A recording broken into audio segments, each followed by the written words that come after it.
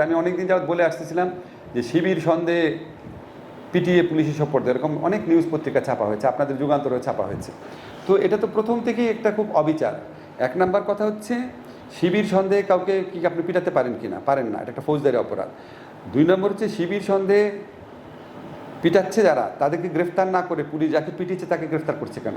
এটা একটা গুরুতর আইনের লঙ্ঘন, গুরুতর মানবতা বিরোধী প্রশ্ন।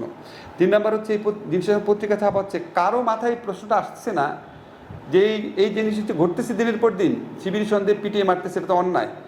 কেউ গিয়ে ছাত্রলীগের প্রধানকে বা পুলিশকে প্রশ্ন করতেছে না যে যারা পিটাইছে আপনি তারা না ধরে যাকে পিটাইছে তাকে ধরলেন কেন? কারণ শিবির করা ফৌজদারি অপরাধ, এই ধরনের কোনো কিছু তো বাংলাদেশের আইনে নাই। তো এত বড় একটা ব্যর্থ ঘটছে আমাদের এখানে, সোকল এত বড় বড় মানবাধিকার প্রতিষ্ঠান, মানবাধিকার আইনজীবী আছে, মানবাধিকার কর্মী আছে, অনেকে বিদেশ থেকে পুরস্কার পেয়ে যাচ্ছে, কেউ কিছু বলছে না। তা আমি বিভিন্ন বক্তব্যে বলছি, আমার কাছে মনে হয়েছে কি এটা স্টোরি আকারে আনলে এটা মানুষকে বেশি আকর্ষিত করবে।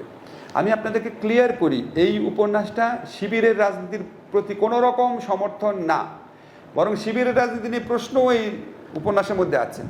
এটা হচ্ছে শিবির সন্দেহে যে মানুষকে পেটানো হচ্ছে, এই ভিক্টিমাইজেশনের রাজনীতি। শিবির সন্দেহে ছাত্রদেরকে পিটিয়ে অন্যদের মনেও ভয় দেখানো হচ্ছে, যারা গণতান্ত্রিক আন্দোলন করে বা বিএনপি করে বা ছাত্র অধিকার করে, তোমরা যদি এরকম করো তোমাদেরও শিবির সন্দেহে পিটানো হবে।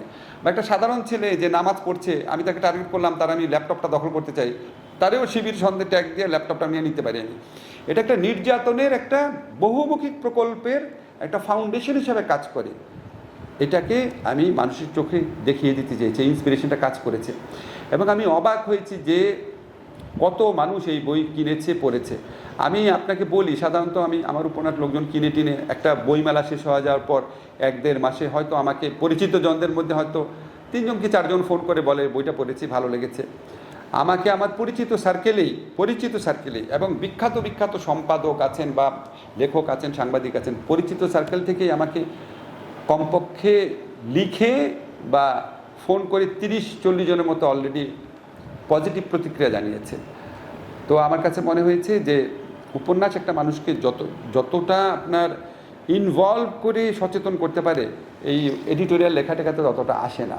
এই জন্য আমি এটা লিখেছি এবং আমি খুব খুশি এটা মানুষজন পড়ছে। আশা করি নির্যাতন বিরোধী সচেতনতা তৈরিতে যদি মিনিমাম এটা ভূমিকা রাখে একটা, তাও সেটাই আমার প্রাপ্তি হবে।